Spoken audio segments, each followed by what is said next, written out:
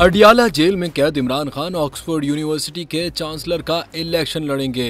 बैनुल-अक़वामी media के लिए बानी पीटीआई के मुशीर जुल्फी बुखारी ने बरतानवी जरीदे को इंटरव्यू देते हुए कहा कि इमरान खान ऑक्सफोर्ड यूनिवर्सिटी के चांसलर के लिए इलेक्शन लड़ेंगे क्योंकि लोगों का मुतालबा है कि वो ये इलेक्शन लड़ें।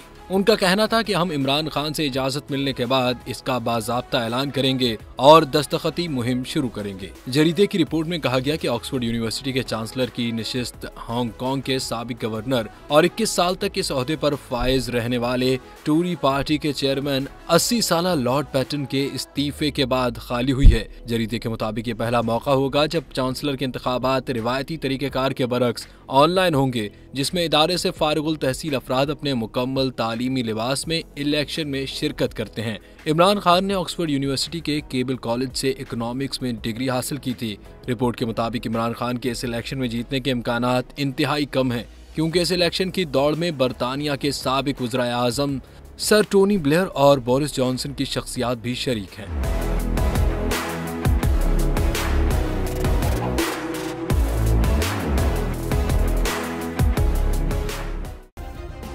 सब्सक्राइब करें और बेल दबाएं ताकि कोई खबर रह न जाए।